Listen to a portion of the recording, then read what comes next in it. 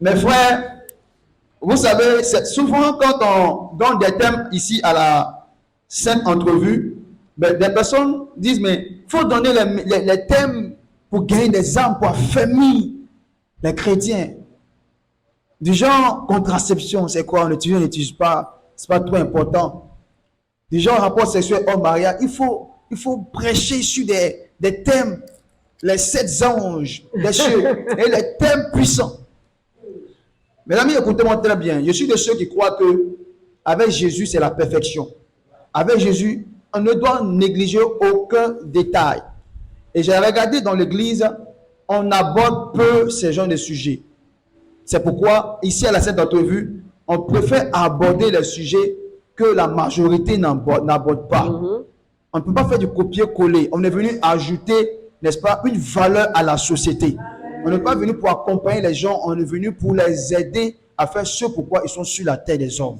Si on ne peut pas aider quelqu'un, notre existence ne vaut pas la peine.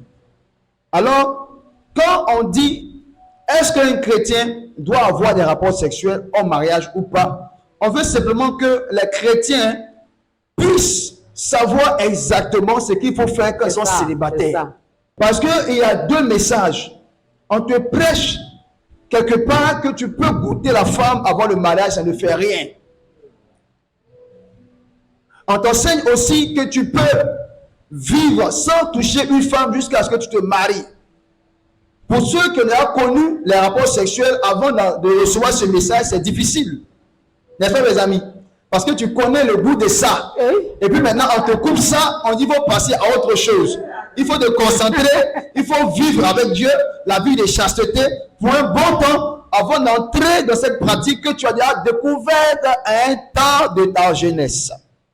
Et là, ça devient difficile à accepter. Pour les puceaux, pour les femmes qui n'ont pas rencontré d'hommes jusqu'à aujourd'hui, quand on leur enseigne ça, c'est pas difficile.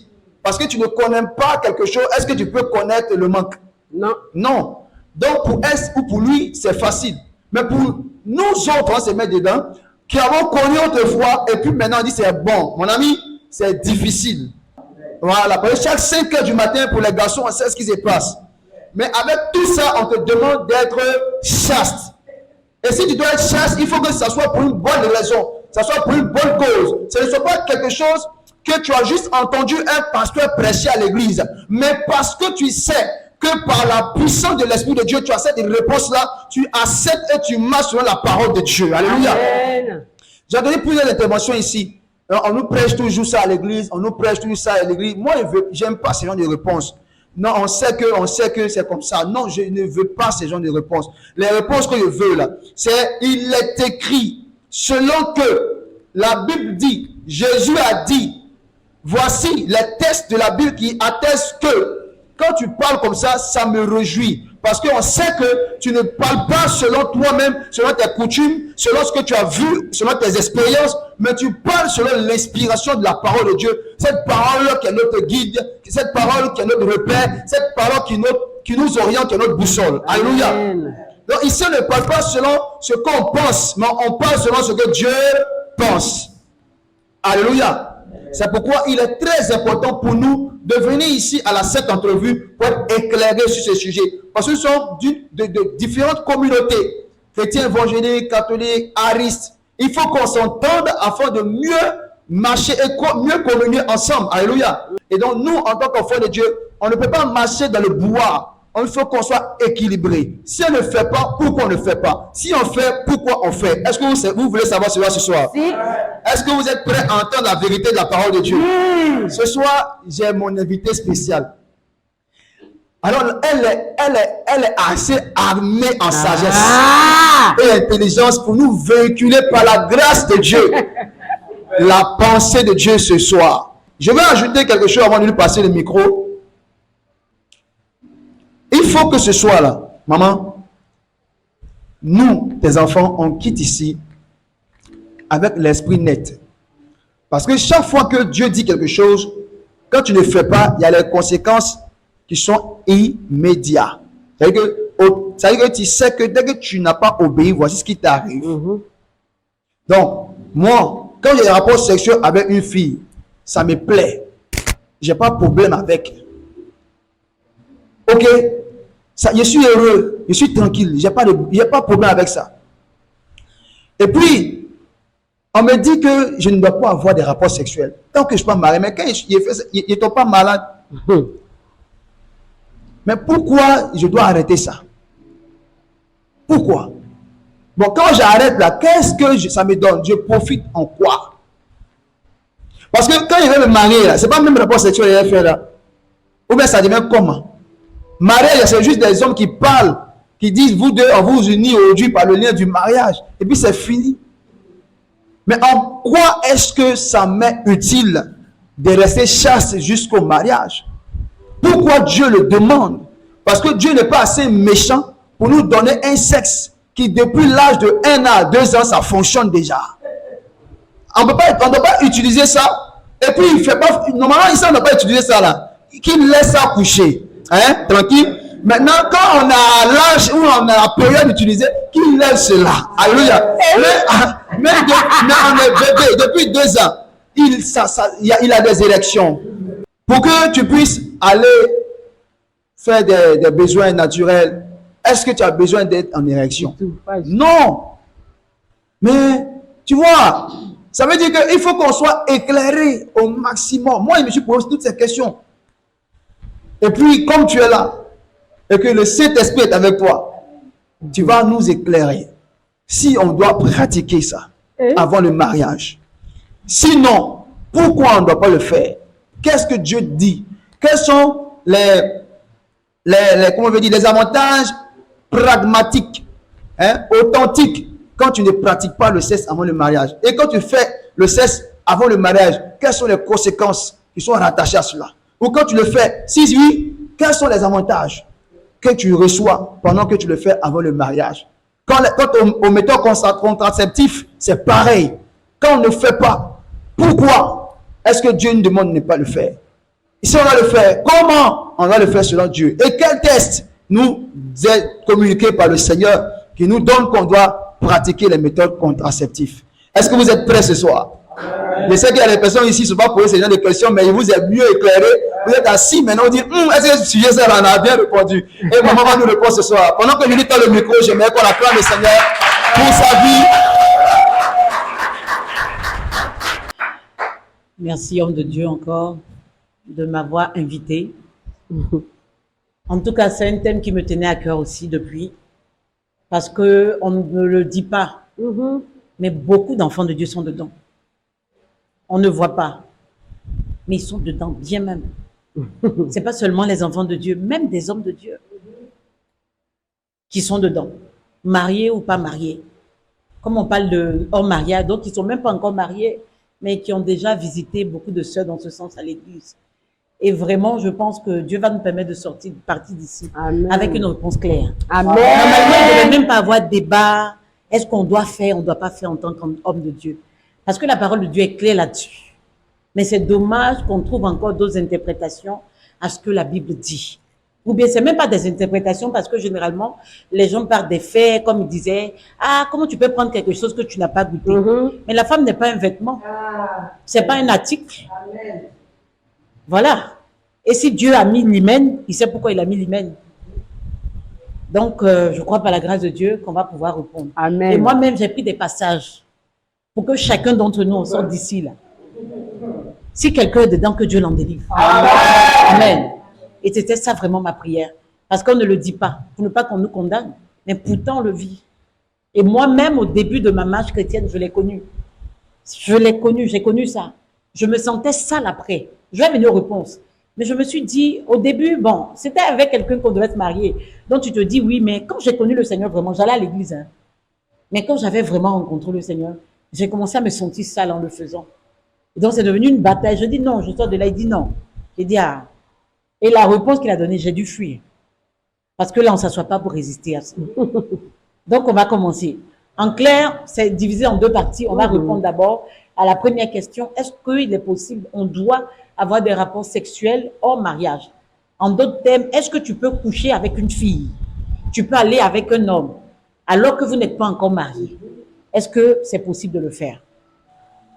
Le premier passage que je prends, selon que Dieu m'a inspiré, Luc 1, le verset 26 à 27. Ensuite, le verset 34. Et je vous dirai pourquoi. Luc chapitre 1, verset 26 à 27. Ensuite, le verset 34. Pour ceux qui notent. Luc chapitre 1, verset 26 à 27. Ensuite, le verset 34. J'ai pris la version Semeur. D'accord? La Bible dit ceci. 6 mois plus tard, Dieu envoya l'ange Gabriel dans une ville de Galilée, appelée Nazareth, chez une jeune fille liée par fiançailles à un homme nommé Joseph, un descendant de David. Cette jeune fille s'appelait Marie. Verset 34, Marie dit à l'ange, « Comment cela se fera-t-il, puisque je suis vierge ?» Dans d'autres versions, on parle de « puisque je ne connais point d'homme ». Pourquoi j'ai pris ce premier passage? La Bible nous dit clairement que Marie était fiancée avec Joseph, mais pourtant ne la connaissait pas. Et si on veut la réponse de Dieu, il faut aller dans la parole de Dieu pour chercher la réponse. Ça. Et voilà un modèle de couple fiancé qu'on nous montre. Ils étaient fiancés, mais ils ne se connaissaient pas intimement. De sorte que, lorsque l'ange Gabriel est venu lui dire que tu vas faire un enfant, elle s'est posé la question. Mais comment ça va se faire? Puisque je ne connais pas d'homme, je ne connais pas garçon, je n'ai jamais couché avec un homme. Donc, comment est-ce que je peux tomber enceinte? Et par la suite, il lui a expliqué comment pour elle allait se faire. Et effectivement, parce que ça, c'était l'œuvre de Dieu. Elle n'a pas eu besoin d'aller avec un homme pour pouvoir tout. Mais ce que je vais vous montrer dans ce premier passage déjà, c'est qu'ils étaient fiancés. Quoi qu'ils étaient fiancés, ils n'avaient pas de rapport sexuel. C'est pourquoi Joseph même a voulu même se séparer d'elle dans le secret pour ne pas la diffamer. Voilà, et puis avec le temps, la grossesse même va montrer si elle a été infidèle ou pas. Il a fallu que Dieu vienne lui dire non, c'est moi-même qui suis à l'œuvre, donc tu n'as pas besoin de la laisser. Donc on voit ici que Marie et Joseph ne se sont pas connus intimement. Il n'y a pas eu de rapport sexuel. Pourtant, ils étaient fiancés. Les parents les connaissaient. On n'a pas dit qu'ils étaient goégas, la Bible dit qu'ils étaient fiancés. Donc ça, c'est le premier point. Voilà, qu'on peut donner. Ils étaient fiancés. Ils n'ont pas eu de rapport. Et quand vous regardez un peu dans la Bible même là, en l'Ancien Testament et autres, on allait chercher les femmes de quelque part pour les envoyer. Donc, c'est pas qu'ils étaient à côté pour dire qu'ils avaient le temps de temps en temps d'aller toucher. Mais on voit dans un modèle du Nouveau Testament que Marie n'avait pas de rapport avec Joseph. C'est pourquoi elle a pu se poser cette question, parce qu'ils n'étaient pas allés ensemble. C'est ça. La Bible nous dit aussi en 1 Corinthiens 5, 11. 1 Corinthiens 5, le verset 11, ceci. Maintenant, ce que je vous ai écrit, c'est de ne pas avoir des relations avec quelqu'un qui, se nommant frère, est impudique, ou cupide, ou idolâtre, ou outrageux, ou ivrogne, ou ravisseur. De ne même pas manger avec un tel homme. Ça, c'est l'apôtre Paul qui parle ici, il est fort. Il dit, en tant qu'enfant de Dieu, s'il y a quelqu'un qui s'adonne à ces choses, parlant de l'impudicité, qui est des actes immoraux, des rapports sexuels généralement, hors mariage, l'apôtre Paul même défend même d'avoir des relations avec ce genre de personnes. Donc, si j'ai un frère même normalement qui dit qu'il est dans le Seigneur et qui le fait, l'apôtre Paul défend même d'avoir des relations avec cette personne. C'est-à-dire de se lier d'amitié avec cette personne. Donc, ça montre déjà la gravité d'avoir des rapports sexuels pendant qu'on n'est pas marié. Amen. Amen. On continue. Pourquoi donc on ne doit pas se livrer à l'impudicité? Parce que c'est important, quand on sait pourquoi on ne doit pas faire quelque chose, on s'y prend mieux que de dire non, ne fais pas, ne fais pas, ne fais pas. Mais quand tu dis à un enfant ne fais pas, il fait parce qu'il ne sait pas. C'est qu'il va se brûler là qu'il saura qu'il ne fait pas. Donc, ce soir, j'ai préparé des passages pour nous montrer pourquoi nous ne devons pas nous livrer à l'impudicité, avoir des rapports sexuels alors qu'on n'est pas encore marié. Et c'est valable pour ceux même qui ont fait la dot. Amen. Voilà, la dot selon les États. Nous sommes dans un État où la dot n'est pas reconnue comme un mariage. C'est quand on va devant le maire que les autorités valident, c'est là qu'on est marié. Jusqu'à ce que les choses changent. Je ne sais pas si la loi a changé. Parce que normalement, en temps normal, un enfant qui est né pendant que ses parents ne sont pas mariés était considéré comme un enfant bâtard. Mais la loi évolue. Je crois qu'ils sont en train de travailler pour pouvoir changer cela ou pas. Mais puisque notre loi, on doit soumettre aux autorités et que les autorités disent qu'on est marié seulement quand on allait devant le maire. Donc ça veut dire que quand tu as fait la dot, tu n'es pas encore marié. Parce que la dot, là même, quelqu'un peut venir te dire au revoir. À plus forte raison, mariage, ou même souvent on vient te donner l'aide de divorce, te dire on ne veut plus. Donc même si on t'a fait la dot, tu n'es pas encore marié pour avoir des rapports sexuels avec cet homme. Amen. Amen. Ça peut aller, c'est clair. Ok, d'accord. Donc la première réponse que je donne, pourquoi on ne doit pas avoir de rapport sexuel hors mariage, c'est que nous sommes devenus le temple du Saint-Esprit. Et la Bible dit que notre corps est pour le Seigneur. Amen. Nous sommes devenus le temple du Saint-Esprit et la Bible nous dit clairement que notre corps est pour le Seigneur. 1 Corinthiens 6, le verset 13. 1 Corinthiens 6, le verset 13. La Bible dit que les aliments sont pour le ventre et le ventre pour les aliments. Et Dieu détruira l'un comme les autres. Mais le corps n'est pas pour l'impudicité. La parole de Dieu dit clairement que le corps n'est pas pour l'impudicité. Il est pour le Seigneur. Et le Seigneur est pour le corps. Donc lorsqu'on accepte Jésus dans sa vie comme son sauveur, son Seigneur personnel, notre corps ne nous appartient plus. De la même manière que notre vie ne nous appartient plus, notre corps ne nous appartient plus. Et la Bible dit clairement dans ce passage que le corps est pour le Seigneur. Donc le corps n'est pas pour l'impudicité. La Bible nous en défend carrément. Donc je ne peux pas avec le corps du Seigneur sortir avec un homme, soit disant qu'on va se marier. On a vu ici des gens qui ont dit qu'ils vont se marier, même à la dernière minute, on t'a laissé. Il t'a déjà connu. Tu fais quoi? Tu vas le reprendre encore une autre vie avec quelqu'un d'autre? Non. Donc le corps est pour le Seigneur. Nous sommes devenus enfants de Dieu. Notre corps est le temple du Saint-Esprit. Donc on ne peut pas avec ce corps-là aller avec un homme que Dieu n'a pas encore validé par le mariage. Non. Donc le corps est pour le Seigneur. Donc on ne peut pas se permettre de s'adonner à cela. Et au verset 15 du même chapitre de 1 Corinthiens 6, la Bible dit: ne savez-vous pas que vos corps sont des membres de Christ? Prendrai-je donc les membres de Christ pour en faire les membres d'une prostituée? Loin de là. Et verset 16, ne savez-vous pas que celui qui s'attache à la prostituée est un seul corps avec elle? Car est-il dit, les deux deviendront une seule chair. On ne parlait pas de la prostituée forcément parce que tu t'en vas avec beaucoup de femmes. C'est une femme, mais on nous a dit déjà au premier verset que nos corps sont des membres de Christ. Donc on ne peut pas prendre ces membres-là pour en faire des membres d'une prostituée. Donc ça veut dire que quand je vais avec un homme qui ne m'a pas marié, je fais de mon corps un corps de prostituée. C'est ce que la parole de Dieu dit. Donc je n'ai pas le droit de le faire parce que mon corps est maintenant un membre de Christ.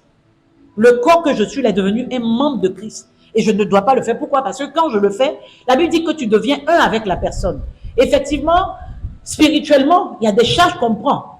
Quand tu vas avec quelqu'un, tu peux prendre même ses démons. Tu ne sais même pas si la fille est possédée par combien de démons. Tu te retrouves après en train de faire des choses que tu n'as jamais fait. Parce qu'il y a une charge spirituelle que peut-être tu as transportée. Tu vas me dire, non, tu as trouvé la sœur dans le Seigneur. Mais même dans le Seigneur, la Bible t'a déjà dit que tant que tu n'es pas marié, tu ne dois pas le faire. Parce qu'en le faisant, on appelle ça l'impudicité. S'il a pris le temps de séparer impudicité, c'est qu'il sait pourquoi. C'est de l'impudicité. Et le corps que nous avons appartient au Seigneur. Et si nous partons avec quelqu'un avec lequel nous ne sommes pas mariés, nous devenons spirituellement un avec lui. Nous prenons ces charges spirituelles. Et ça, c'est-à-dire, c'est un partage de sang. On partage le sang de la personne. Ce n'est pas seulement pour la première fois quand on fait pour la plupart des femmes qui saignent, mais même après, dans le sperme et quoi, tout cas, il y a une échange qui se fait en fait. C'est un partage de sang que vous êtes en train de faire. Et la Bible nous interdit de le faire. Parce que vous devenez une seule chair. C'est pourquoi d'autres personnes ont du mal à se marier. Tu as lié des alliances déjà avec quelqu'un d'autre. Mais tant que tu ne l'as pas encore dégagé là, comment quelqu'un d'autre peut venir? Tu es obligé maintenant de prier, de vraiment annuler ces alliances-là par la prière et dire non, je me déconnecte de ça. Parce que tant que tu n'as pas fait là, tout ça là, quand dans le monde spirituel on regarde là, tu es déjà marié à la personne. Et ça continue de parler sur ta vie en fait. Et personne d'autre ne vient. Pourquoi? Parce que tu es marié spirituellement à quelqu'un d'autre. Et il y a d'autres même, quand quelqu'un est force pour venir là, ils viennent en rêve, il y a quelqu'un qui a vu un rêve, l'autre me dit, hey, c'est ma femme, tu fais quoi avec elle? Ou bien même tu prends des maris de nuit, tu prends des femmes de nuit. La Bible dit de ne pas donner accès au diable. En allant à l'encontre de ce que la parole de Dieu dit, de ne pas avoir de rapport sexuel au mariage, tu donnes des accès au diable. De faire de ta vie ce qu'il veut, alors qu'il ne le faut pas. Ça peut aller. La deuxième raison que je vois, c'est que cela ne convient pas à des saints. Saint là, ce n'est pas celui qui est mort et qui est revenu à la vie. Ou bien qui est mort, comme certaines églises ont pour habitude d'appeler les saints.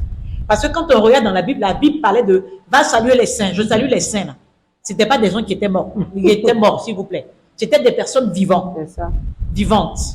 Que l'apôtre Paul demandait de saluer. Donc, c'est les gens qui sont dans le Seigneur, nous qui avons accepté le Seigneur, nous portons l'identité, le nom de saint. D'accord? Donc, la Bible dit dans Éphésiens 5, verset 3, Éphésiens 5, le verset 3, que l'impudicité qu'aucune espèce d'impureté et que la cupidité ne soit même pas nommée parmi vous, ainsi qu'il convient à des saints. Il ne parlait pas des gens qui sont morts.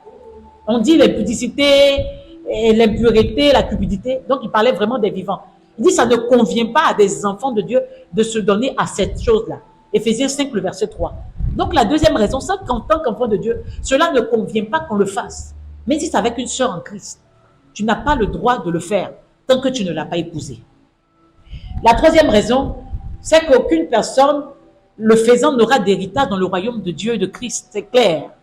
Éphésiens 5, le verset 5. Éphésiens 5, le verset 5 dit ceci. Car sachez-le bien, aucun impudique, aucun impur ou cupide, c'est-à-dire idolâtre, n'a d'héritage dans le royaume de Christ et de Dieu. Donc, bien aimé, la façon, souvent, on a pour habitude de dire que mon nom est écrit à jamais là. Il n'y a pas ton nom écrit à jamais. Quand on va dans l'Apocalypse là, la Bible dit qu'il y a des noms qui ont été retirés du livre. Parce que si nos noms étaient écrits à jamais, et qu'on pouvait mener aussi notre vie comme ça, mais à quoi se donner certaines restrictions? On n'allait pas se donner certaines restrictions, et la Bible même n'allait même pas nous dire non, ne faites pas. Mais s'il le dit, il dit. Il ne faut même pas, tu vas te tromper, il faut bien entendre. Aucun impudique n'aura d'héritage dans le royaume de Dieu et de Christ. Amen.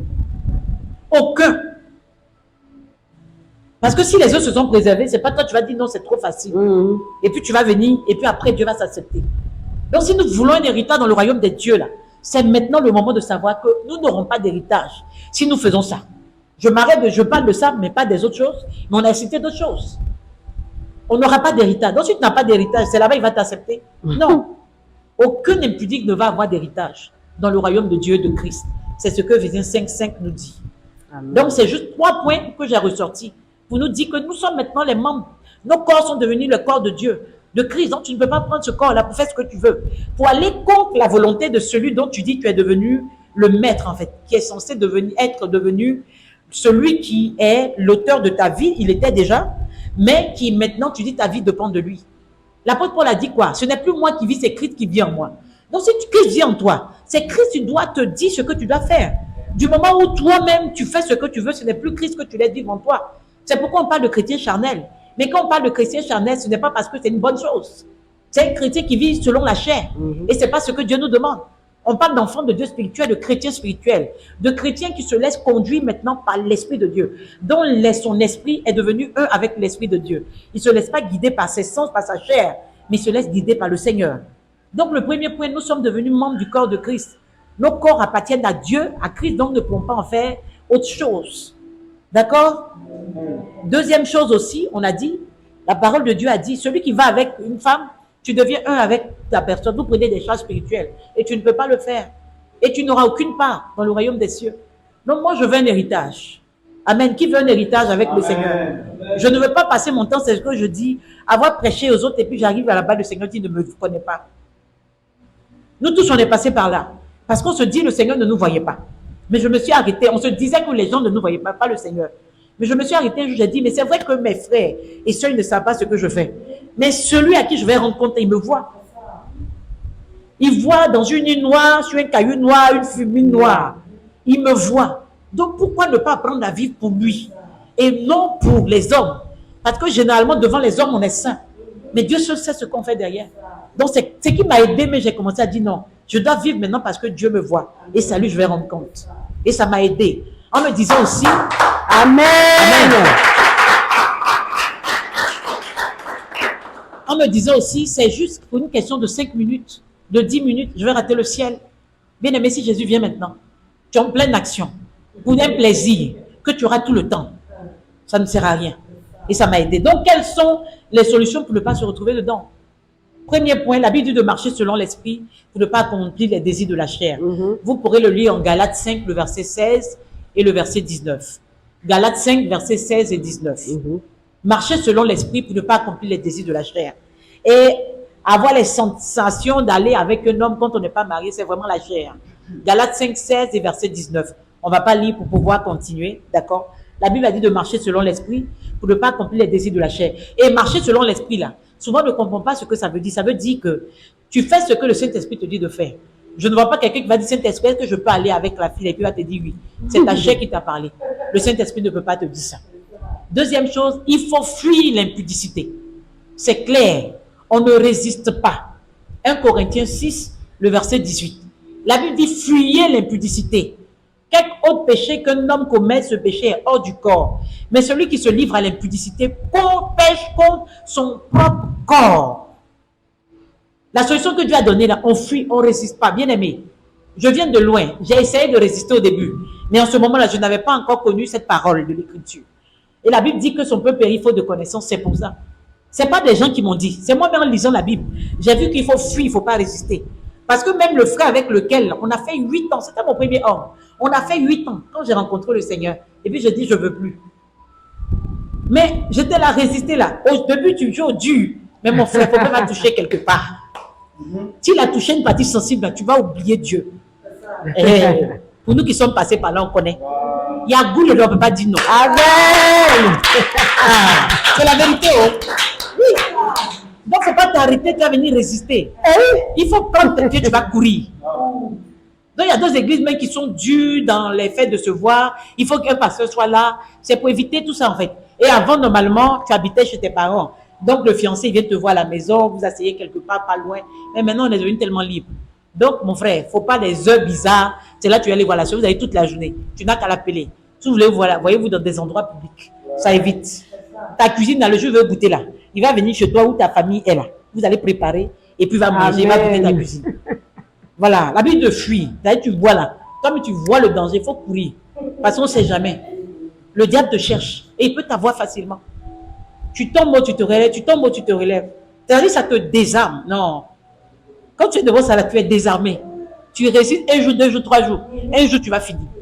Donc, il faut sortir de là. Il faut fuir. Il ne faut pas dire je résiste. On résiste au diable, mais l'impudicité même là. Le diable même n'a rien fait. La Bible dit de fuir. Donc, Dieu sait pourquoi il nous dit ça. Troisième chose, il faut se séparer des mauvaises compagnies. 1 Corinthiens 15, 33. Parce que ça dépend aussi des compagnies que tu as, ils ne font que parler de ça. Et les compagnies, ce n'est pas forcément les païens. Même dans le Seigneur, il y a des choses peut-être qui sont pour ce genre de choses-là. Mon frère, il faut t'éloigner d'eux. Parce qu'au fur et à mesure qu'ils parlent de ça, là, un jour aussi, tu as dit, ah, mais si lui est dans le Seigneur qui fait ça, que moi aussi je peux faire. Pourquoi? Parce que tu n'as pas encore vu de conséquences. Mais même avec préservatif, on va arriver là. Préservatif, même avec préservatif, là, il y a une maladie qu'on appelle la chlamydia. C'est-à-dire, même si tu portes préservatif, là, tu peux avoir ça. Donc, il ne faut pas dire non, je vais me préserver. Dieu a dit de ne pas faire, il ne faut pas faire. Il faut juste attendre le temps. Amen. Et c'est juste une question de temps, en fait. Tu auras ça, waouh, tu vas faire juste comme toi, mais tu vas dire non. Et si tu es trop chaud, là, il faut te marier. Tu es l'homme. Mais tu vois que toi, mais tu vis chez tes parents quand tu n'as pas ce qu'il faut. Et puis c'est toi qui es chaud pour ça. Il faut te calmer. Amen. Ah, si tu veux là, il faut prendre le chaud, tu as massé, tu as payé. Calmer. Voilà. Et en même temps, j'ouvre une parenthèse pour dire, c'est pas parce qu'on dit de ne pas faire que tu vas aller te donner à la masturbation. Mais la masturbation est interdite. Parce que tu te donnes du plaisir à toi-même. Et pour te donner du plaisir, là, il faut forcément que tu penses à quelque chose d'érotique pour susciter en toi cette envie-là. La masturbation aussi est un péché. Tu peux prendre des démons par là. Donc, pour dire non, je ne fais pas, mais au moins je me donne du plaisir. Ce n'est pas à toi de te donner du plaisir. Je ferme la parenthèse. Donc, pour cette première partie, ce que je peux dire, c'est que la Bible nous a dit que on n'a pas encore résisté jusqu'au sang contre le péché. Et puis, on a oublié l'exhortation. Donc, il y a des choses qui vont demander que tu fasses violence sur toi. Jésus a dit quoi? Si vous m'aimez, gardez mes commandements. Bien aimé, aimer Jésus, ce n'est pas dans la bouche. C'est dans ça. Il y a des choses que tu aimes, mais tu dis non à cause de Dieu, je ne fais plus. C'est là que Dieu veut voir ton amour. Ce n'est pas fait de dire non, Seigneur, je t'aime, tu pleures, tu pleures, tu pleures. Si c'est compliqué, va demander à quelqu'un de t'aider. Il ne faut pas garder, tu vas cacher, puis tu vas continuer. Grossesse peut sortir dedans. Parce qu'à force d'aimer là, un jour tu as oublié le préservatif là. Et puis tu as retiré grossesse. Grossesse aussi, elle ne peut pas enlever. Elle va enlever, elle meurt.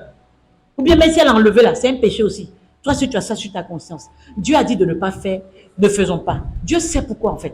Et c'est bon de se garder. On aurait voulu, mais ça n'a pas été notre cas. Mais nous croyons que Dieu nous a fait la grâce de nous régénérer.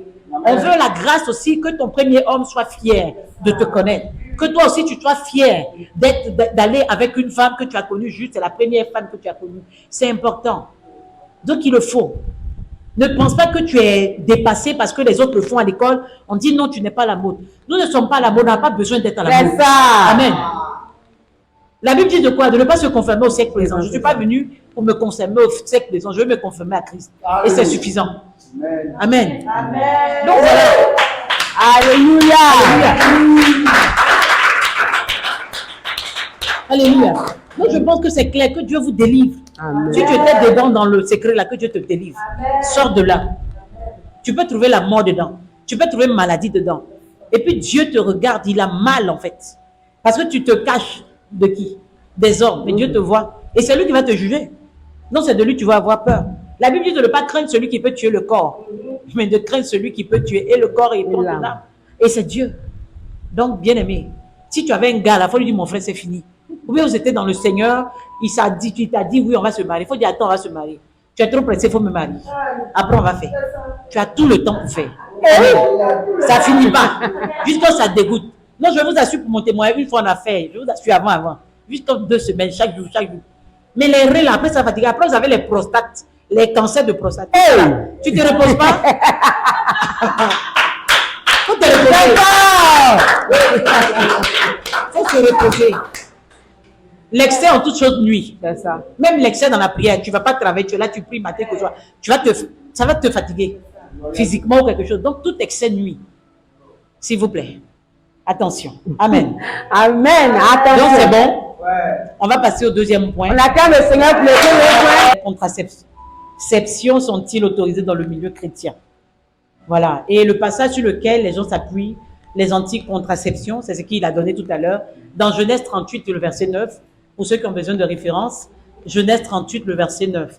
La Bible dit que Onan, sachant que cette postérité ne serait pas à lui, se souillait à terre lorsqu'il allait vers la femme de son frère, afin de ne pas donner de postérité à son frère. D'accord? Donc, sur la base de ce verset, les gens disent que non, un homme ne doit pas prendre de contraceptif parce que là, il ne faut pas jeter la sémence à côté. Mais on voit ici, dans ce cas, Genèse 38, le verset 9, je l'ai dit. On voit dans ce cas ici que c'est parce qu'il ne voulait pas donner de postérité à son frère qu'il a fait. D'accord? Donc, sa motivation n'était pas une bonne motivation. C'est ça. Maintenant, si on s'arrête là, on ne répond pas à la question. Sachez déjà qu'une contraception, par définition, est un moyen employé pour éviter que des rapports sexuels n'aboutissent à des grossesses. C'est un moyen utilisé pour éviter que des rapports sexuels aboutissent à des grossesses. Donc, c'est une manière de maîtriser sa fertilité. D'accord? C'est ça, une contraception. Donc, il y a plusieurs types de contraception qu'on peut donner. Voilà, on a cité un peu. Il y a des pilules, il y a plusieurs catégories. Les pilules qui sont des comprimés. On a le stérilet, on appelle DIU. Le stérilet, voilà, c'est le stérilet. On dit, on met à l'intérieur, c'est à partir de...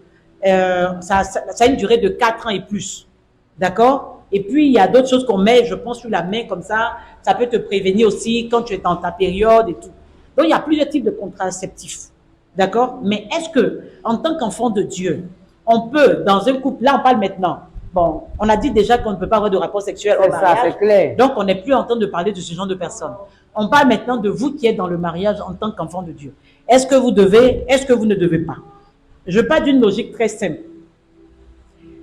D'abord, la question aussi, il a évoqué tout à l'heure. Est-ce que parce que Dieu a dit à Adam et Ève d'être féconds et de multiplier, que cela veut dire qu'une femme doit avoir des rapports à tout moment? Si elle est enceinte, c'est ça. C'est Dieu qui a fait. Parce qu'il a dit multiplier. Il a dit d'être fécond. Dans la Bible, est-ce que tout le monde a eu 1 million d'enfants? Il y a d'autres qui ont eu un enfant. Il y a d'autres qui ont eu 2 enfants. Donc, s'il multipliait, c'était tout le monde qui devait multiplier comme ça. C'est que tout le monde allait avoir plein d'enfants. Ben non. Dans la Bible, même, on voit que ça n'a pas été le cas. Et Dieu m'a orienté sur quelque chose à laquelle je n'avais pas fait attention. C'est que, en fait, les périodes de femmes, en fait. Pourquoi Dieu a séquencé les périodes? Dieu est intelligent, il est sage. C'est pour que chacun puisse savoir que, si je me suis trompée à telle période-là, je vais tomber enceinte. Donc, si Dieu l'a fait comme ça, c'est pour que je puisse prendre mes dispositions pour ne pas faire des enfants bêtement. Ou bien? Donc, si lui-même, il a pensé à dire, OK, la femme, voilà, à telle période, si tu ne fais pas attention, à ta période d'ovulation, là, s'il a frappé, tu vas faire enfant. Voilà, à telle période-là, tu vas voir. À telle période-là, c'est libre. Il a réfléchi, il a pensé, Dieu n'est pas quelqu'un de bête. Et maintenant, la médecine nous montre que avoir des enfants de façon rapprochée peut être un risque de mort pour la femme. Est-ce que Dieu qui a fait toutes choses n'a pas réfléchi à ça? Justement, c'est en réfléchissant à ça qu'il a donné un cycle à la femme, de sorte qu'elle puisse savoir que non, à tel moment, si tu ne veux pas avoir d'enfant, il faut t'abstenir de faire. Ou bien il ne faut pas faire. Donc, partant de ce point de vue, la contraception ne peut pas être un péché. Mais ça dépend maintenant de quel type de contraception je prends. Moi, avant, hein, je suis allée prendre des pilules aussi parce que je voyais mes grands soeurs prendre. Donc, moi aussi, j'ai dit, ah, je vais prendre puisque nous aussi, on mangeait. Donc, j'ai dit, je vais prendre. Mais j'ai pris un mois seulement, j'ai regretté d'avoir pris, en fait. Excusez-moi du terme, mais avant, moi, je n'avais pas une forte poitrine. Hein. Je faisais du 32. Dès que j'ai commencé à prendre là, j'ai commencé à voir les trucs, j'ai dit, aïe, j'ai arrêté en même temps. Donc, il y a des inconvénients, que ce soit les contraceptions là. Donc, en tant que couple, il faut savoir qu'est-ce que je prends, qu'est-ce que je ne prends pas. Mais pour moi, le fait que Dieu ait séquencé le cycle de la femme, c'est une façon de dire à la femme que c'est vrai que je vous ai mis, mais je vous donne la possibilité de pouvoir planifier. Parce que je sais que ça peut vous tuer. Et ça, ce n'est pas la médecine qui nous a appris. La médecine est venue nous montrer, mais avant, nos parents le savaient déjà. Ils savaient déjà, parce qu'une femme voit sa période à tout moment. Est-ce que, à partir de telle période, si elle fait ici, elle tombe enceinte. Donc, je veux dire l'intelligence de la sagesse. Qui a montré à Adam que pour boire l'eau de coco, il faut casser? Il n'y avait personne. Donc, Dieu a donné la sagesse aux hommes. Il leur a donné l'intelligence. Donc, depuis avant, ces choses-là étaient déjà prévues par Dieu, en fait.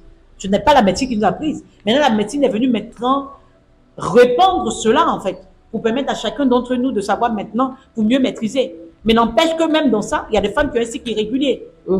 Et la médecine n'a pas commencé maintenant. Même dans la Bible, on voit même la femme qui était atteinte d'une perte de sang. La Bible dit qu'elle a fait tous les médecins. Donc, ça veut dire que la médecine existait depuis. Et la médecine part de quelle base des médicaments que nous avons? Ce sont des plantes médicinales. Qui a créé ces plantes-là? Ce n'est pas Dieu. Voilà. Donc, la médecine, on ne peut pas ignorer la médecine.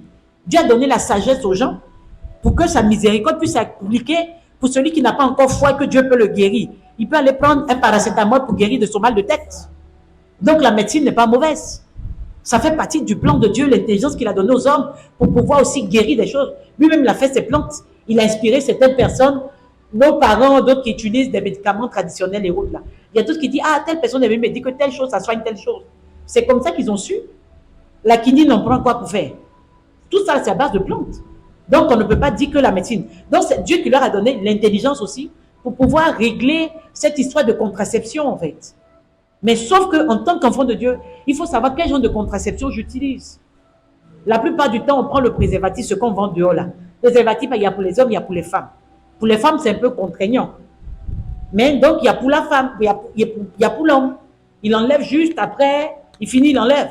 D'autres disent ça se pèse. Je ne sais pas combien de personnes ça s'est pèsé, mais on dit ça se pèse. Mais n'empêche que c'est aussi un moyen, il y a beaucoup de moyens, mais comme je dis, pour le faire, en tant que couple, vous devez aller chez les personnes adéquates à l'hôpital. Il y a des séries d'examens qu'on va faire si vous optez pour peut-être autre chose que le préservatif, la pilule. Mais je ne conseillerais pas aux gens qui n'ont pas encore de fait d'enfant d'aller troubler leurs hormones avec la pilule et autres. Tout le monde n'a pas le même corps. Moi, je sais que ma grande sœur, elle a utilisé la pilule et chaque fois qu'elle voulait tomber enceinte, elle laissait prendre sa grossesse. C'est sa grâce. Mais on n'a pas le même organisme. Donc, pour quelqu'un qui vient de se marier, mon frère, pardon, fais tes enfants, tu vas sortir de là.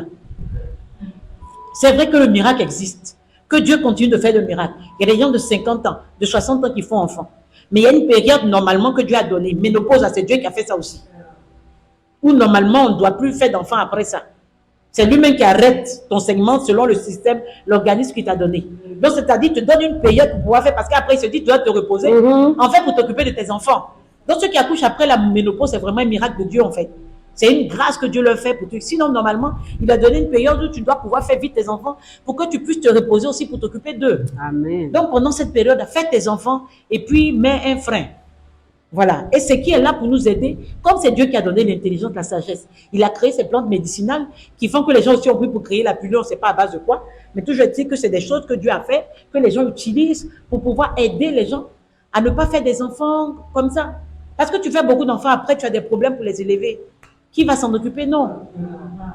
Donc le cycle mensuel que Dieu a donné là, c'était un moyen, il a séquencé pour nous donner un moyen de contraceptif naturel. Donc tu peux de façon naturelle dire, ok, moi je ne fais pas à telle période je vais faire. Oui, mais sauf qu'il peut arriver, il s'avère aussi que pendant cette période, la femme a plus envie d'avoir des rapports.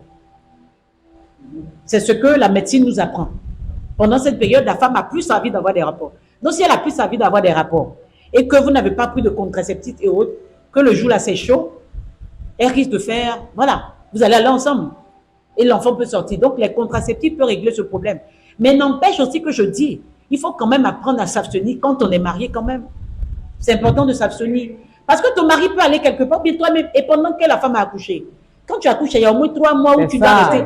Pendant ce temps-là, si toi, tu fais à tout moment là. Pendant ce temps-là, si ta femme a accouché là, tu vas faire comment?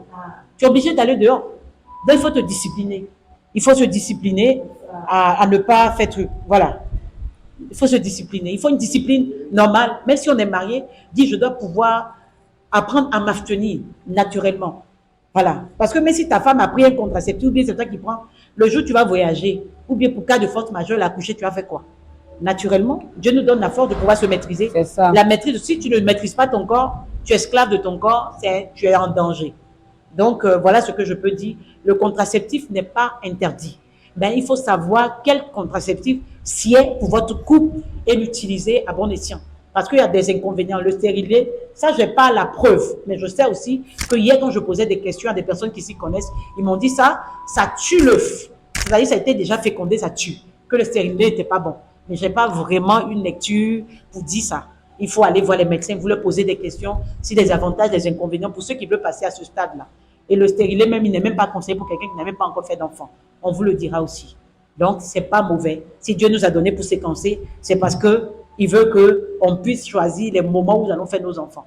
D'accord? Le jour, il ne veut pas là. Même si tu as mis préservatif ou quoi là, ça va venir. Donc, voilà ce que je peux dire par rapport aux 2 questions. Merci. Amen.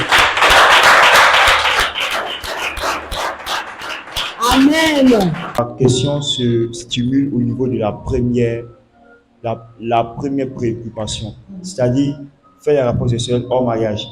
C'est-à-dire quoi? Est-ce que ça ne vaut pas la peine ou bien c'est la même chose?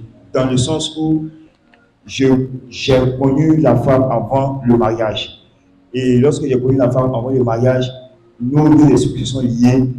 Elle a les charges sur elle, pareillement aussi, nous avons échangé certains esprits. Et aussi, si je me marie avec elle, que je la connais, c'est la même chose. Donc, où est la différence? Merci. Je dirais déjà que la différence, c'est que tu ne l'as pas encore mariée quand tu as des rapports avec elle. Et la Bible nous l'interdit. La différence, c'est que Dieu nous l'interdit.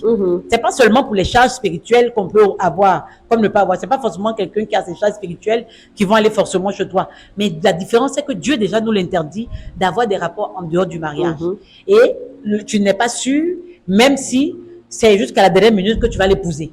On a vu des cas où on était sûr et puis à la dernière minute là. Moi, j'ai une tante ici à Abidjan. Le monsieur devait l'épouser. Arrivé à la mairie. Elle attendait à la mairie. Les parents du monsieur l'ont bloqué à la maison. Ici, à Yopougon, côté village. Il n'est pas venu. Mariage n'a plus eu lieu. Donc, mon frère, l'avenir ne t'appartient pas. C'est pourquoi il faut faire ce que Dieu dit de faire. C'est tout. Waouh! Tellement Dieu est intelligent et sage. Tout ce qu'il nous demande de faire, nous devons savoir qu'il a toujours raison. On n'est pas obligé de comprendre tout ce que Dieu nous demande de faire avant d'exécuter. Parce qu'il est le créateur de l'humain et il est celui qui connaît mieux ce qui est bon pour nous. Donc, quand il nous demande de ne pas avoir des rapports sexuels hors mariage, ce qu'on appelle la fornication, pour ceux qui seront mariés, et qu'on appelle adultère, quand tu as un rapport sexuel avec une autre femme, autre que ta femme, le Seigneur, quand il nous demande de ne pas faire ces choses, c'est parce qu'il sait ce que ça déclenche dans notre vie. Alléluia. Et il y a des effets immédiats qu'on peut constater en tant qu'humain. Quand toi, tu as un salaire de 150 000, de façon humaine, on va expliquer, et que tu as une femme déjà, et puis tu vas avec une autre femme que tu dois prendre soin. Tu vas avoir enfant avec elle et tu vas avoir enfant avec l'autre. Donc, ça veut dire que tu prends soin de 4 personnes, 2 femmes et 2 enfants. Toi, tu as une maison de 1 chambre salon. Souvent, c'est compliqué. Tu veux de voler à la zone avant de pouvoir prendre soin de ta famille. Là, quelqu'un me dira, non, mais le gars, il n'est pas prêt. Donc, et si lui, il a l'argent? Ok, donc, pendant que tu veux penser à tes objectifs financiers de l'entreprise, tu es milliardaire, certes, mais tu dois garder le cap. Tant que tu es homme, tu dois résoudre les problèmes des enfants. Ta femme guérie t'appelle, elle dit que ton enfant, son corps chauffe. Ta femme Mathieu t'appelle, elle dit qu'elle a problème de ventre. Elle est malade. Et tu as 2 femmes. Sa grand-mère a tel problème. Donc toi, le seul homme qui a une seule tête, normalement qui devait gérer une seule famille, te voici en train de balloter ci et là. Et c'est pourquoi on dit que les garçons meurent vite dans le foyer. Et les gens, ça déclenche les calvities avant le temps. Comment tu réfléchis? C'est pas le soleil, c'est en France. Il y a beaucoup de calvities là-bas. Est-ce qu'il y a beaucoup de soleil en France? Mais comment on pouvait vivre comme ça et puis ne pas déclencher des maladies inutiles qu'on pouvait éviter en étant avec une seule femme? Alléluia. Et quand tu dis que tu vas avoir des rapports sexuels avant le mariage en tant qu'homme ou en tant que femme, écoutez-moi très bien. Quand on vous demande de vous baptiser, qu'est-ce que vous faites? Vous battez, n'importe qui vous met dans l'eau. Et d'abord, vous choisissez de l'eau par immersion. Et puis vous choisissez un homme de Dieu qui est une autorité divine. Et la personne vous plonge dans l'eau. La personne vous ressort. Et la personne prononce des paroles sur vous. Soit elle dit, je vous baptise au nom du Père, du Fils et du Saint-Esprit. Ou elle dit, je vous baptise au nom de Jésus. Quand la personne finit de vous baptiser, on dit que vous êtes baptisé, que le ciel vous reconnaît. Et Jésus même a expérimenté ça. C'est écrit que quand ça a été fait, il y a eu le Saint-Esprit sous forme de colombe qui est venu sur Jésus. Donc quelque chose est déclenché. Pourquoi il a fallu cet acte avant que le Saint-Esprit vienne prendre possession de Jésus-Christ? Alors que Dieu est Dieu. Il peut dire, sois baptisé et puis c'est terminé. Mais il a le league éthiopien avec Philippe. Il a dit, qu'est-ce qu'il me faut pour me baptiser? C'est l'eau, non? Voici le fleuve. Allons me baptiser. Donc sans l'eau, on ne pouvait pas se baptiser. Vous comprenez? Donc, quand Dieu veut faire quelque chose, il y a le fond et puis il y a la forme. Les deux sont très utiles avant que la chose soit validée. Donc, pour le baptême, il y a le fond. On se baptise au nom de Jésus. Et il y a la forme. C'est dans l'eau par immersion. Et vous voulez vous marier. Quand vous voulez vous marier aussi, il y a le fond. Et puis, il y a aussi la forme. La forme, les parents doivent être consentants. Est-ce que quand Dieu a envoyé Ève là, il a laissé Ève comme ça, puis elle a cherché Adam? La Bible dit que c'est Dieu lui-même qui l'a emmené. Donc aussi c'est papa de Hachi qui a pris Hachi et puis il a donné à M. Nguessan pour la dot. Pour que vous compreniez mieux, l'autorité était là-bas, c'est comment c'est passé, non? Comme son père n'est plus, on a pris un père représentatif et on m'a mis au prêtre en tant que son frère qui représente aussi un père dans la famille pour emporter Hachi à son monsieur qui allait la doter pour la prendre pour femme. Si on n'était pas dans une société civilisée, n'est-ce pas, on aurait dit que Hachi était marié, c'était terminé. Mais comme on est dans un pays où l'autorité aussi a son pouvoir et l'autorité demande qu'on parte à la mairie, que le maire qui est comme Dieu, ok, qui prend Hachi et qui amène à son mari Nguessan, souffrez d'entendre ce nom ce soir, à son mari Nguessan, et que les deux soient consentants, disent oui. Et c'est ce qui s'est passé devant Dieu. Quand Dieu a emmené Ève, Adam a dit oui. Celle-là, c'est elle qui est hors de maison, chef de ma chair, on l'appellera femme. Et Adam aussi a souri, a dit oui, lui est vu même. Donc ils sont mariés là, c'était un mariage authentique. Et pourquoi il a eu comme il veut dire, pourquoi Dieu a utilisé cette forme? Pourquoi? C'est simple. Parce que sans ça, Dieu ne veut pas agir. Alléluia. Je vais vous dire quelque chose avant que vous ne quittiez ici. N'oubliez jamais que la forme va toujours intervenir quand Dieu veut faire quelque chose. Il va toujours utiliser quelque chose de physique pour faire quelque chose de spirituel dans votre vie. Donc si vous voulez balloter ou vilipender ou ne pas tenir compte de ce qui est de la forme, hein, vous allez passer à côté des choses que Dieu veut faire dans votre vie. Un jour, le révérend Raoul, mon père spirituel, disait, entre lever les mains, Aaron qui levait les mains, hein, sur une montagne, et puis la victoire d'un peuple, quelle est la liaison? Je pose la question, quelle est la liaison? Il n'y a pas de liaison. Si vous voulez, il y a des bois partout ici. Je peux bien tailler un bon menuisier, il est quelque part ici, il peut tailler un bon bois, il va lui donner à la javi devant la mer, tu vas tendre ton bois, voici la mer va souffrir. Quel est le lien entre prendre un bois et puis mettre devant une mer et puis la mer va s'ouvrir? Quel est le lien, les amis? Mais c'est parce que quelqu'un a entendu Dieu lui dire, lève le bâton et la mer va s'ouvrir, ton peuple va passer. Et quand Moïse a fait, c'est passé. Et pour que le mariage soit contracté, le maître dit, prends ta femme là, va devant une personne qu'on appelle le père de la femme, ou sa belle, mettez-vous ensemble, formez un truc, hein, et puis autorisez le mariage. Allez-y devant un maire, autorisez le mariage. Allez-y devant une institution divine, un pasteur, autorisez le mariage. C'est ainsi que je serai dans ce mariage. C'est là qu'on m'a dit que le mariage était contracté et que les deux peuvent avoir des rapports sexuels. C'est vrai que quand on dit des rapports sexuels unissent les gens, ça les unit comment? Devant Dieu. Spirituellement, quand tu n'es pas marié et puis tu vas avec la femme, tu es uni avec elle dans le monde des ténèbres. Puisque tu n'es pas, ce n'est pas un acte divin.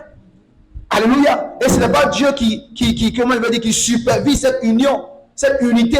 Et donc, il y a tellement de choses qui vont se passer dans cette union que toi-même, tu seras dépassé des faits. Mais quand tu respectes la voix de Dieu, le Seigneur lui-même, il accorde des grâces que toi-même, tu ne peux pas imaginer. Et cela encore te montre que tu aimes Dieu. Sinon, pourquoi Dieu va mettre dans un jardin que lui-même, il a conçu, un arbre interdit? Pourquoi? Quelle est la liaison entre mettre pourquoi il ne peut pas faire tout sans un arbre interdit? Pourquoi? Mes amis, il est très important de voir quelqu'un qui t'obéit avec respect et amour. C'est pourquoi les gens aiment les chiens. Le robot, lui, quand il ne se soumet pas à toi, c'est toi qui te soumets à toi-même. C'est toi qui diriges le robot. Mais quand tu arrives à la maison, indépendamment de ta volonté, le chien vient te lécher. Ou bien les amis, le chien vient vers toi et puis tourne autour de toi, ou le chaton vient il se coince sur ta peau et puis il te frôle.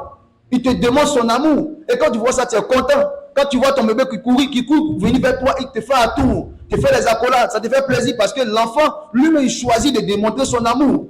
Mais si Ève et Adam, ou les hommes que nous sommes sur la terre, et on respecte Dieu parce que on doit le respecter simplement, nous sommes des robots. Quel plaisir Dieu tire de ce respect robotisé. Quel respect Dieu tire de cela? Pardon, quel honneur Dieu tire de cela, pardon. Mais quand Dieu met un arbre défendu dans le jardin, et que tu as les mains, tu peux prendre ta bouche, tu peux manger, et tu dis ça, je ne mange pas, c'est alors que Dieu dit ce fils même. Vous pouvez le constater avec la vie de Job. Ici, je suis en train de parler encore de plus de ceux qui pensent que c'est inutile. Mais voici l'utilité même de respecter Dieu en ce qui concerne ces instructions qu'il nous donne. Alléluia. Sinon, la viande, elle est bien douce. J'ai mangé viande depuis en 2017. Mais après 2017, Dieu m'a coupé cela. Mais Adam, mes amis, si je mange viande aujourd'hui, je ne vais pas tomber malade. Je ne vais pas avoir de problème. Mais Dieu est fier de moi quand je ne mange pas ça parce qu'il me l'a demandé. Alléluia. Donc quand vous faites quelque chose pour Dieu, réjouissez-vous parce que Dieu est fier de vous avoir comme un fils obéissant. Alléluia. La montre peut se placer ici, mais papa veut que la montre soit là-bas. Quand c'est ici, la montre est dans la maison et on lit toujours l'heure. Mais pourquoi il veut que ce soit là-bas? C'est là-bas qui lui plaît. Et quand tu fais ça, il est fier de te dire un enfant obéissant. Il est heureux de te voir. Alléluia. Est-ce que vous êtes avec moi? Donc n'obéissons pas à Dieu simplement par rapport à ce qu'on va profiter. Mais obéissons à Dieu parce que Dieu va profiter de notre obéissance. Amen. Que la paix de Dieu soit avec nous. Amen. Moi, ma question, c'est un peu bizarre. Je voulais savoir, quelqu'un qui n'a pas connu d'homme, bien une fille n'a pas connu. Bon, un homme n'a pas connu une femme. Qu'est-ce qu'on m'arrête? C'est-à-dire, tu es puceau, tu es vierge.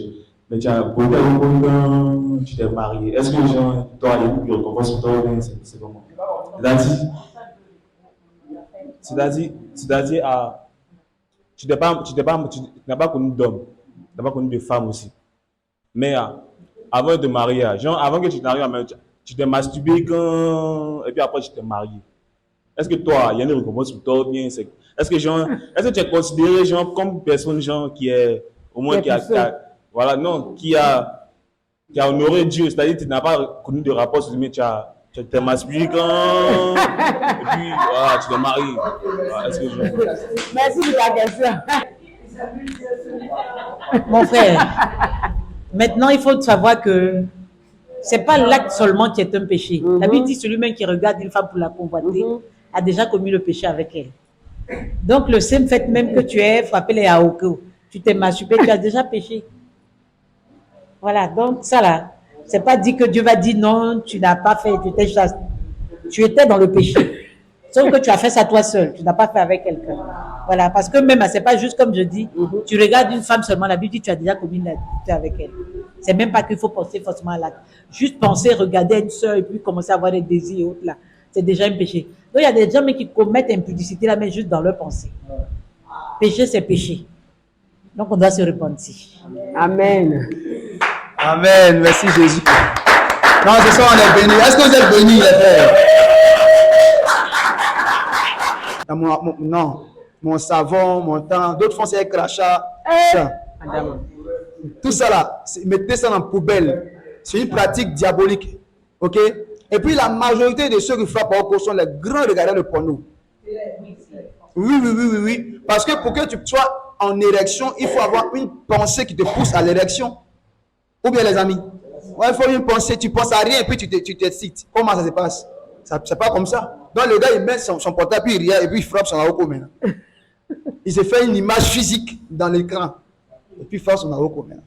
Donc ils sont là, il pense à son film porno qu'il a regardé et puis maintenant il frappe son aroko. C'est ça qu'on appelle l'adultère en pensée. Ou bien les amis, mais toi tu as pensé, tu as fait adultère en pensée puis tu as fait adultère physiquement dans ton corps et en aroko. Donc tu as 2 fois péché. Et quand tu as 2 fois péché, Dieu te donne couronne de ça. Ah, mais si tu as couronne de... Parce qu'en enfer, on n'a pas toutes les mêmes pénalités. Hein. En enfer, on n'a pas tous les mêmes sentences. On n'a pas tous les mêmes punitions. Vous êtes d'accord avec moi, non? Parce qu'au paradis, si, il y a des grades, il y a des couronnes. Hein, en argent et puis en or. Ça veut dire qu'au paradis, en enfer aussi, les hypocrites comme ça, là, et en enfer, ils seront sévèrement jugés. Matthieu chapitre 23, on parle. Les chrétiens seront sévèrement jugés. C'est-à-dire que ceux qui ont connu Jésus, et puis ils étaient dans un haut caché, ces gars-là, ils vont connaître vrai enfer à un sticker. Oui, parce que toi, tu étais hypocrite. Pendant que tu viens devant les gens, tu parles, tu nous salues, et t'amènes d'Aoko, tu te connectes. C'est que ça amène la connexion. T'amènes d'Aoko, tu me laves avec ça, la connexion. Hein? Puis tu viens, tu attends le micro, puis tu prêches, tu coule sur toi. Ces choses, on peut en sortir. Moi, Dieu m'a fait grâce.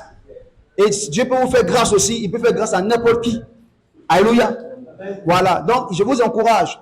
Ce n'est pas facile quand tu as connu des rapports sexuels et puis vivre l'abstinence. Mais quand tu le fais, tu glorifies ton Père. Et puis toi-même, tu es fier de toi-même. Chaque fois que tu veux prier, tu vas commencer par prier de repentance. C'est à cause de ça même tu n'as pas le courage de prier pour quelqu'un. Quand tu veux prier pour quelqu'un, les diables te disent, toi t'amènes à Oko, tu amènes sur ta on va prier ici. Hein? Tu veux prier pour quelqu'un, mais il dit, Seigneur, que cela soit fait. C'est eux qui sont forts dans les histoires, on ne pose pas les mains à tout le monde. Hein? Ils sont forts dedans. Parce qu'ils savent ce que les mains font dans le secret. On ne pose pas les mains à tout le monde. Les femmes aussi, ne pensez pas que c'est les hommes. Les femmes aussi, elles le font.